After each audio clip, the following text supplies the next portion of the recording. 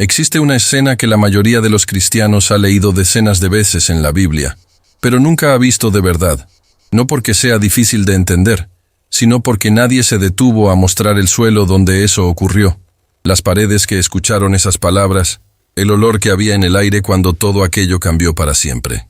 Ya leíste sobre el paralítico que fue bajado por el techo, sobre la mujer que barrió la casa entera buscando una moneda, sobre Jesús reclinado a la mesa con sus discípulos. Pero, ¿y si te dijera que cada uno de esos detalles, cada objeto, cada gesto, cada material de construcción mencionado en esas historias, lleva un peso teológico e histórico que cambia completamente lo que entendiste hasta hoy? No es exageración. Es arqueología, es historia. Es el tipo de cosa que hace que la Biblia deje de ser un libro lejano y se convierta en un lugar donde sientes que puedes entrar. Vamos a empezar por el principio de verdad. No por el principio bonito que aparece en pinturas europeas del siglo XVI, con columnas de mármol y cortinajes de seda, sino por el principio real, de piedra caliza áspera, de barro compactado bajo los pies, de humo de leña entrando en los ojos de madrugada. Las excavaciones arqueológicas realizadas a lo largo de décadas en sitios como Hazor, Megido, Be'er Sheba, en las laderas de Galilea y en las colinas de Judea, desenterraron algo que ningún texto antiguo puede transmitir solo: la textura física de la vida israelita. Muros todavía en pie, pisos con marcas de uso, objetos dejados atrás exactamente donde fueron usados por última vez, como si el tiempo se hubiera congelado en medio de una mañana cualquiera de 3000 años atrás.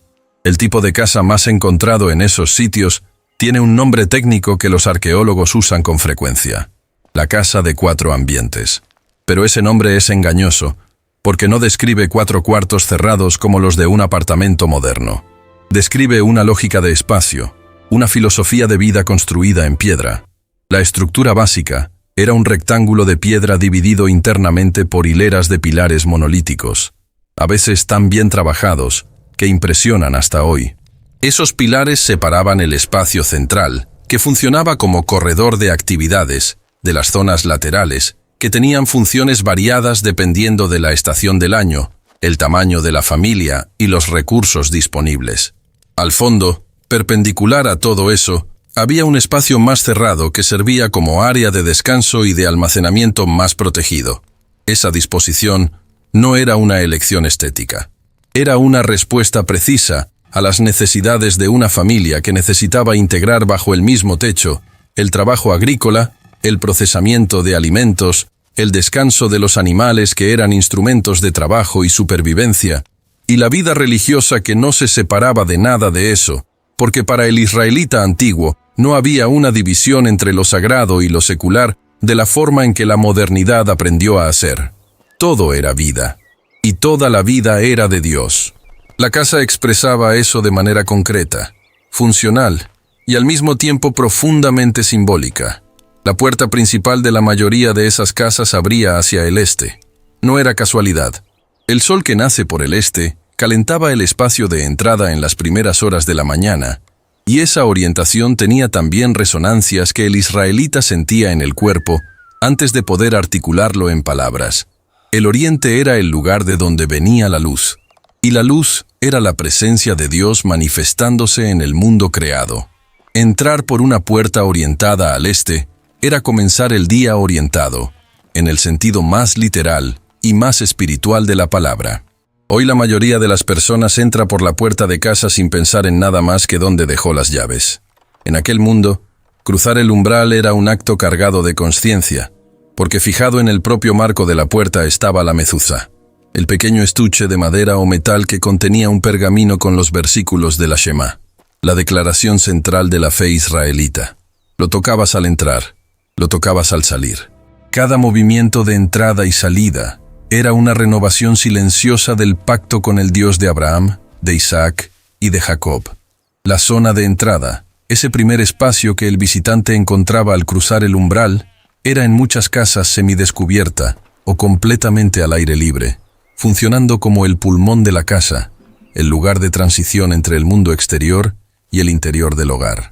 Y aquí viene una de las primeras cosas que sorprenden a quien nunca lo pensó. Los animales de la familia dormían en esa área. las cabras, los asnos, eventualmente las ovejas, no separados en un establo externo, sino adentro, protegidos por el mismo techo que protegía a las personas. Eso no era percibido como una degradación. Era simplemente la realidad integrada de una cultura que no romantizaba la naturaleza, pero tampoco la temía ni la segregaba. El animal de trabajo era un bien precioso, una fuente de sustento, algo que necesitaba cuidado y protección, y esa protección se daba de forma natural y práctica dentro del espacio doméstico. Y es exactamente aquí donde la historia del nacimiento de Jesús empieza a ganar una dimensión que la mayoría de los pesebres jamás ha podido capturar. Cuando Lucas escribe que María recostó al niño en un pesebre porque no había lugar en el Cataluma, la palabra que la mayoría de las traducciones vierte como posada o mesón, no está necesariamente describiendo una construcción separada y fría en las afueras de una ciudad. El Cataluma era, con mucha más frecuencia en el uso del griego del primer siglo, el espacio reservado para huéspedes dentro de una casa privada, el cuarto de arriba, la habitación elevada. Si ese espacio estaba ocupado, la familia que recibía a José y María los habría acomodado en el nivel más bajo de la casa, el mismo nivel donde los animales descansaban, donde el pesebre estaba integrado al espacio doméstico de forma completamente natural. El Hijo de Dios no nació en el abandono, nació en el corazón de una casa judía, rodeado por la vida cotidiana más ordinaria que aquel mundo conocía. Y eso no disminuye nada. Al contrario, es exactamente eso lo que hace el acontecimiento imposible de ignorar. Había un objeto dentro de cada casa judía del período bíblico que funcionaba como el corazón físico del hogar. No la mesa, no la cama, no los recipientes de almacenamiento. Era el horno.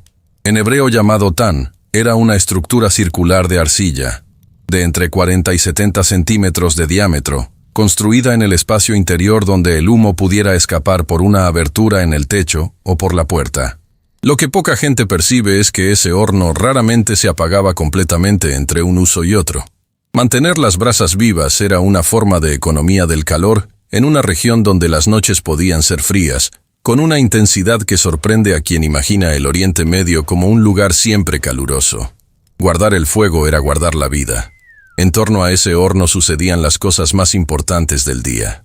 No las que aparecían en documentos oficiales o registros del templo, sino las que formaban a las personas. Las historias de los patriarcas contadas por tercera y décima vez, hasta que los niños las sabían de memoria antes de saber leer. Los salmos recitados en voz baja mientras las manos trabajaban la masa del pan. Los silencios compartidos que solo existen entre personas que habitan el mismo espacio, el tiempo suficiente para no necesitar llenar todo con palabras. La teología israelita no era primariamente una teología de templo, aunque el templo tuviera su grandeza y su papel. Era una teología de horno encendido, de olor a pan, de voces de niños repitiendo textos que todavía no entendían completamente, pero que iban moldeando su interior de maneras que ninguna pedagogía formal podría replicar.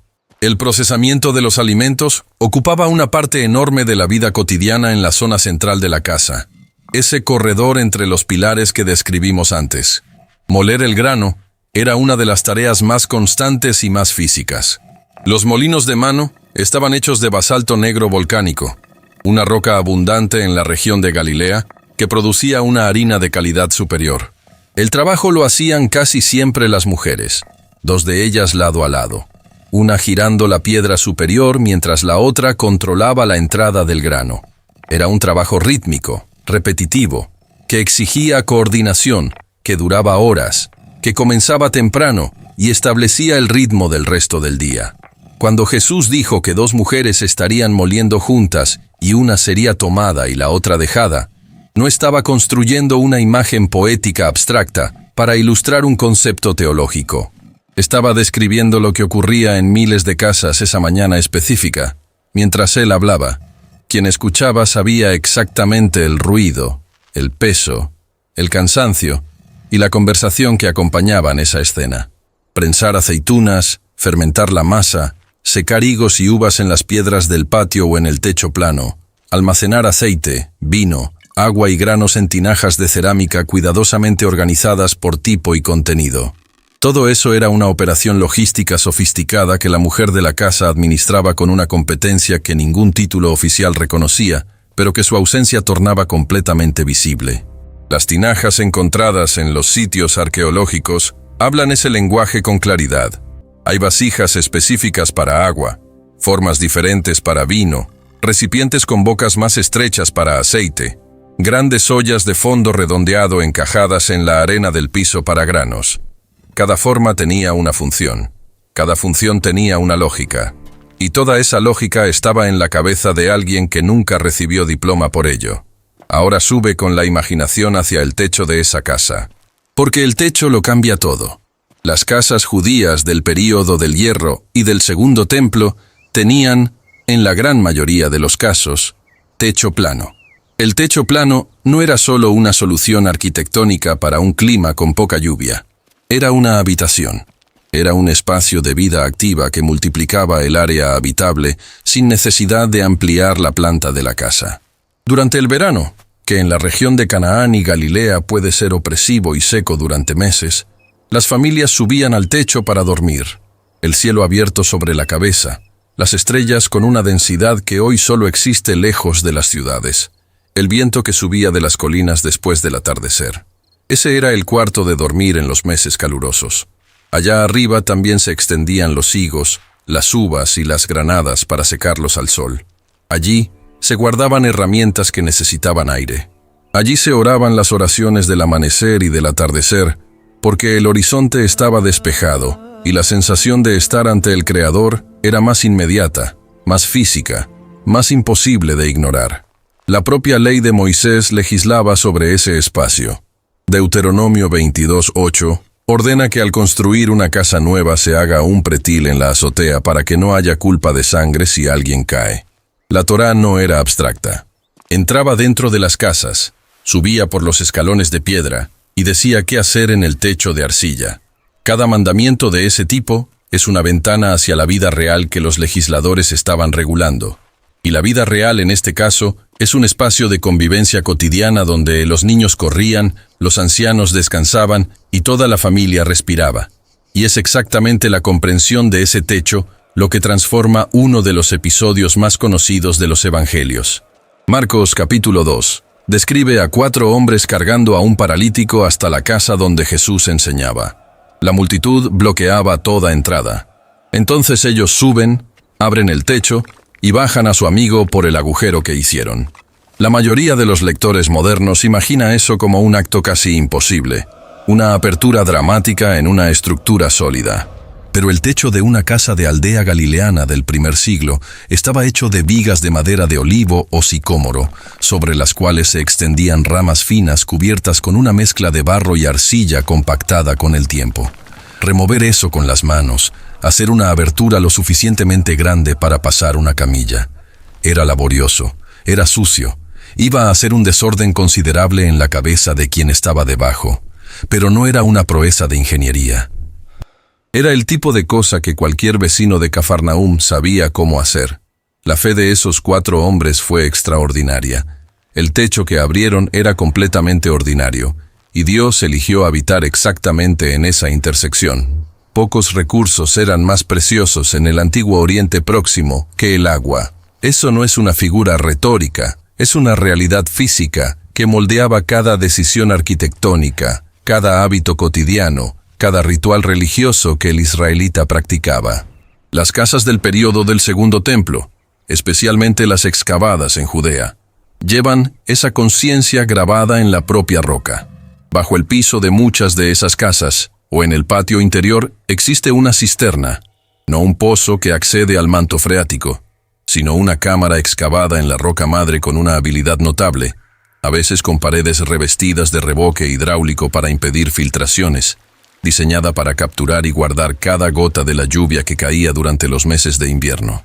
En los meses secos, que podían durar de mayo hasta octubre sin una gota de agua del cielo, esa cisterna era literalmente la diferencia entre la vida y la muerte de la familia.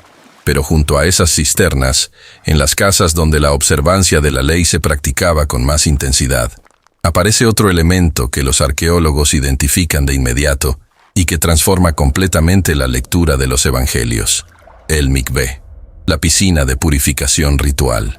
Una bañera escalonada, también excavada en la roca, con escalones que descendían hasta el agua, diseñada de acuerdo a reglas precisísimas. Debía contener agua viva o de lluvia, no agua llevada por manos humanas, para que el poder purificador fuera válido. Tener un mikvé dentro de casa no era lujo de ricos. Era una declaración de identidad religiosa tan clara como la mezuzá en la puerta. Decía que la santidad no quedaba guardada en el templo de Jerusalén. No era algo que buscabas una vez a la semana o en fechas especiales. La santidad comenzaba aquí, en el patio, en el umbral, en el cuerpo que se sumergía en el agua fría antes de empezar el día. La casa era un espacio litúrgico antes de ser cualquier otra cosa. Es en ese contexto donde las disputas de Jesús con los fariseos sobre el lavado de manos dejan de ser debates teológicos abstractos y se convierten en enfrentamientos sobre identidad, sobre lo que significa ser israelita, sobre dónde habita de verdad la santidad. Cuando los fariseos llegan indignados porque los discípulos comían sin lavarse las manos según la tradición de los ancianos, no estaban discutiendo higiene. Estaban defendiendo un sistema entero de marcadores identitarios que diferenciaba a los justos de los impuros, a los comprometidos de los descuidados, a los que llevaban a Dios dentro de casa de los que lo dejaban afuera. Y Jesús responde no aboliendo la santidad, sino cambiando su dirección. Lo que sale de la boca, dijo él, es lo que contamina al hombre, porque del corazón salen los malos pensamientos. Esa frase, dicha en ese contexto, para personas que tenían un mikvé en el patio y que se purificaban con ritual meticuloso varias veces al día, era una sacudida que no podía ignorarse. No estaba diciendo que el ritual no importaba. Estaba diciendo que el ritual sin la transformación interior es una pared bien pintada sobre una estructura podrida. Hablando de paredes pintadas, las paredes interiores de una casa judía típica eran de piedra local trabada con argamasa de arcilla, y en muchos casos cubiertas con una capa de revoque hecho de cal que daba a los interiores una luminosidad sorprendente. La cal blanca reflejaba la poca luz que entraba por las pequeñas aberturas, haciendo los ambientes más claros de lo que alguien esperaría al mirar desde afuera, esas construcciones bajas y densas. Pero esa misma cal blanca tenía otro uso, un uso que los oyentes de Jesús reconocían de inmediato. Las tumbas y los osarios eran encalados de blanco precisamente para que quedaran visibles y alertaran a los transeúntes que no los tocaran inadvertidamente, porque el contacto con la muerte transmitía impureza ritual que exigía un proceso de purificación. Cuando Jesús miró a los ojos de los escribas y fariseos en el atrio del templo y dijo que eran como sepulcros blanqueados, blancos y limpios por fuera y llenos de huesos por dentro, cada persona que escuchó eso vio la imagen completa y nítida antes de terminar de procesar las palabras. La metáfora no necesitaba explicación. Vivía en el cotidiano de todos. La iluminación de esas casas dependía casi exclusivamente de las lámparas de aceite. Vasijas pequeñas de cerámica, con un lado cerrado para el depósito de aceite de oliva y un pico donde se encajaba la mecha de lino. Esas lámparas fueron encontradas por millones en los sitios arqueológicos de Israel y los territorios vecinos, y su abundancia cuenta una historia por sí sola. Cada casa tenía varias. Apagarlas accidentalmente, perder la llama en medio de la noche, no poder encontrar un objeto caído en el suelo de tierra batida oscuro. Esas eran experiencias reales que ocurrían con frecuencia y que toda familia conocía por dentro. Cuando Jesús dijo que nadie enciende una lámpara y la pone debajo de una vasija, sino en el candelero para que todos los que están en la casa vean la luz, no era una imagen elaborada. Era la descripción literal de lo que hacías cada noche antes de dormir.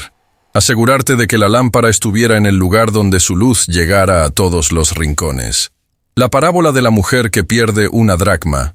Enciende la lámpara, barre toda la casa y busca con cuidado hasta encontrar la moneda. Captura con precisión fotográfica lo que era encontrar algo pequeño en el suelo de tierra de una casa de aldea en la oscuridad. El esfuerzo no era exagerado. Era el esfuerzo exacto que la situación exigía. Y detrás de ese esfuerzo cotidiano, Jesús estaba describiendo la naturaleza del amor de Dios, que enciende la luz, que barre, que no se detiene hasta encontrar lo que es suyo. Subir la escalera de piedra o de madera que llevaba al piso superior de una casa judía era cruzar una frontera. No solo una frontera física, sino una frontera de atmósfera, de propósito, de silencio. El piso de abajo era el lugar del trabajo, del ruido, de los animales, del movimiento constante de las tareas que sostenían la vida. El piso de arriba, llamado en hebreo Aliá, y en los textos griegos del Nuevo Testamento Hiperoón, era otro mundo dentro del mismo techo, más íntimo, más tranquilo, reservado para los huéspedes de respeto, para las reuniones de los hombres mayores de la familia, para el descanso nocturno de los adultos, para las comidas de celebración que pedían un contexto diferente del cotidiano apretado del piso bajo.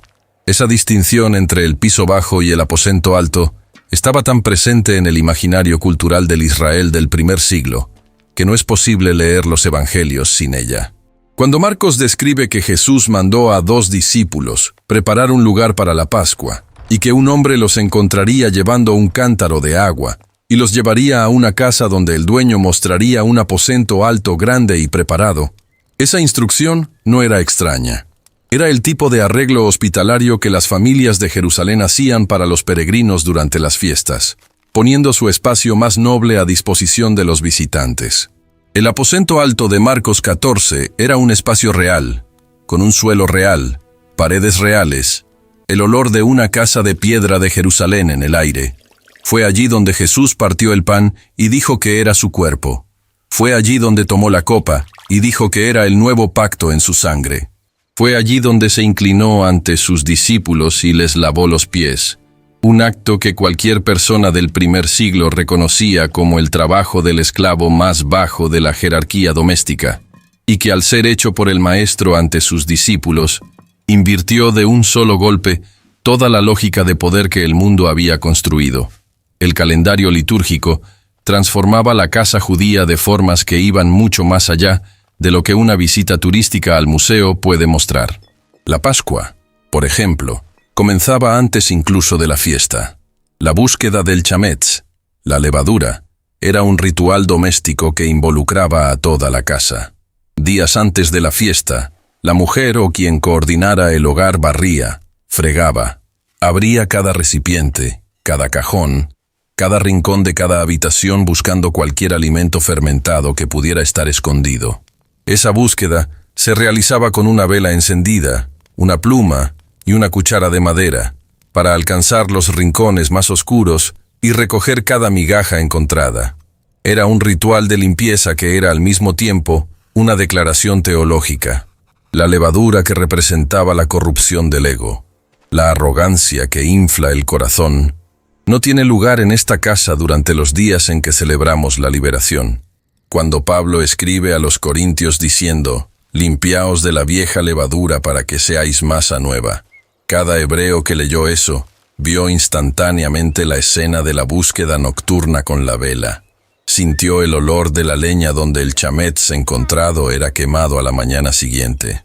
Reconoció el alivio de la casa finalmente limpia y lista para la fiesta.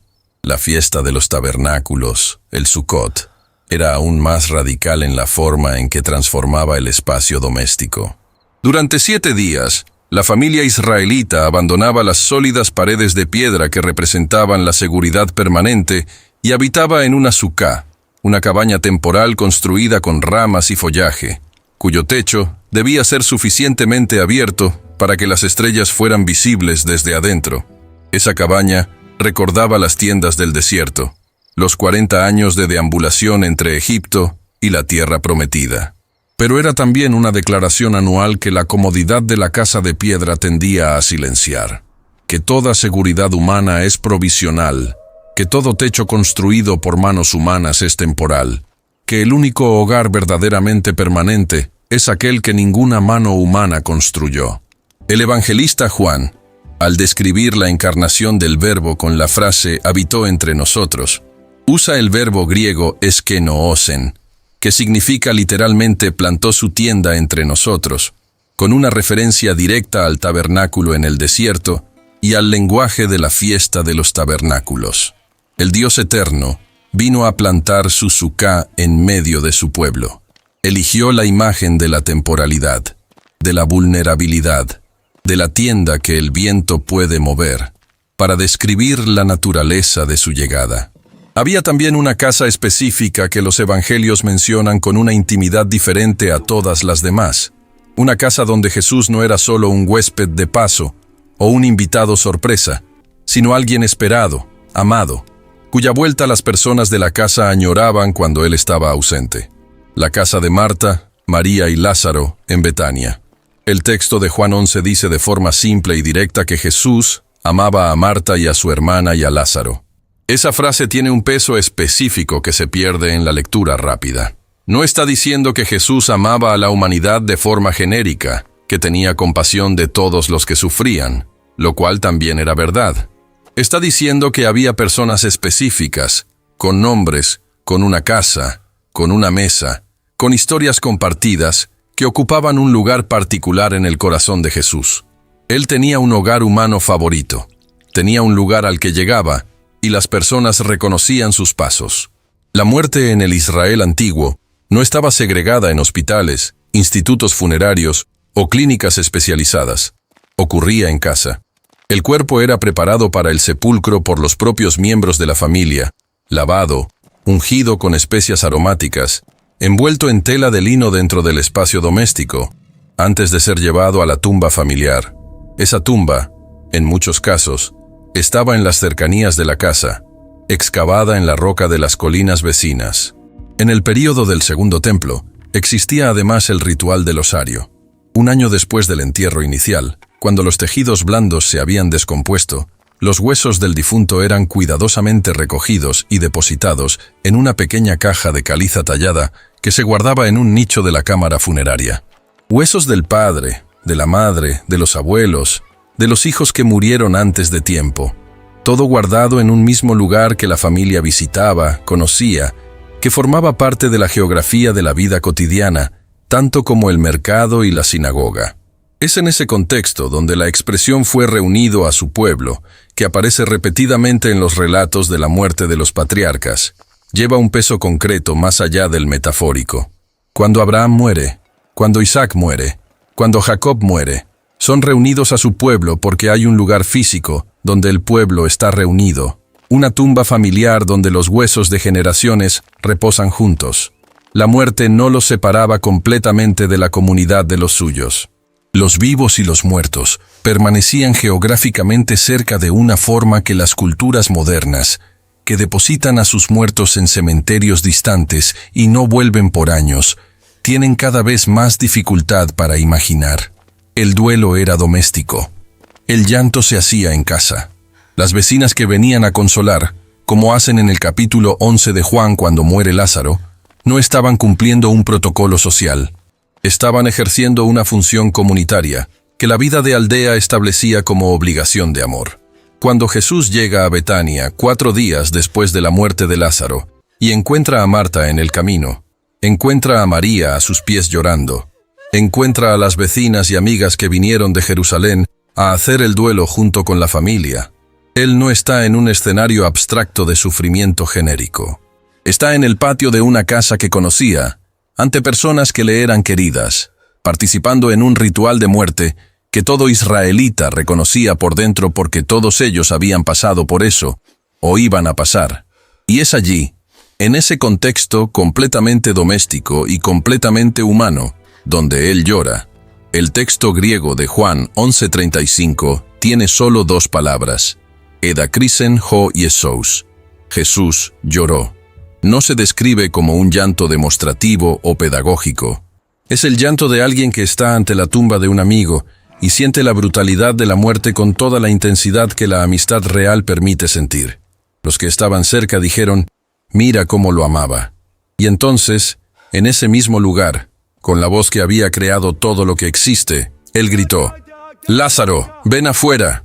Esa escena necesita ser leída en la textura física que describí a lo largo de todo este guión para alcanzar su profundidad completa. No es una escena de templo, no es una demostración de poder en un espacio solemne preparado para el milagro. Es una tumba excavada en la roca a pocos pasos de una casa de aldea, con gente llorando en el patio, y un olor que la propia Marta advirtió que sería insoportable. El milagro mayor de todo el ministerio público de Jesús ocurrió en el espacio más cotidiano, más integrado a la vida doméstica, más impregnado de humanidad común que existía. Y eso no es un detalle. Es la firma del Dios que eligió, desde el principio, no revelarse en las distancias, sino en las cercanías, no en las alturas inaccesibles, sino en el suelo donde pisan los pies, no en el silencio separado, sino en el ruido vivo de una casa con niños, animales, pan en el horno y lágrimas en el rostro. La casa judía antigua era un universo teológico completo. Era donde la Shemá se pronunciaba mañana y noche, donde las historias de los patriarcas pasaban de boca en boca generación tras generación, sin que nadie necesitara universidad para eso, donde el Shabbat entraba como huésped sagrado cada viernes al atardecer con la bendición de las velas encendidas, donde los niños aprendían que el Dios que creó el cielo y la tierra era el mismo Dios que calentaba el horno y protegía a los animales y guardaba las estrellas para ser vistas desde el techo plano en Mintusentom. Las noches de agosto, todo lo que la fe israelita profesaba en palabras, la arquitectura doméstica lo construía en piedra, y cuando Jesús entró en esas casas, cuando comió en esas mesas, cuando pisó esos suelos, cuando fue bajado por ese techo de barro, y fue ungido en esas salas, y fue llorado en esas tumbas, no estaba visitando a un pueblo, estaba siendo el Dios que siempre prometió habitar en medio de ellos. Si llegaste hasta aquí en este video, cuéntame algo en los comentarios. ¿Hay algún episodio bíblico que hayas leído muchas veces y que, después de todo lo que vimos hoy, puedas visualizar de una manera completamente diferente? Puede ser cualquier cosa, desde el nacimiento en Belén hasta la última cena, desde la mujer que barre la casa hasta los 4 amigos en el techo. No hace falta que sea una respuesta elaborada, puede ser solo una línea. Solo cuéntame, porque cuando alguien comparte aquí abajo ese momento en que la Biblia dejó de ser un libro lejano y se convirtió en un lugar donde uno puede entrar, eso vale más que cualquier métrica de canal. Es el motivo por el que hacemos esto. Y si este canal todavía no forma parte de tu rutina de descubrimientos bíblicos, el botón de suscripción está ahí. No voy a prometer que cada video cambiará tu vida, pero sí puedo prometer que nunca vamos a dejar de intentar mostrarte la Biblia tal como es. Viva, concreta, con olor a piedra y a pan, ocurriendo en casas reales con personas reales en un mundo que Dios eligió habitar de adentro hacia afuera. Cuéntanos también en los comentarios qué otros aspectos de la vida cotidiana bíblica te gustaría que exploráramos. ¿Qué historias todavía están esperando ese tipo de mirada más cercana? Nosotros vamos por ellas.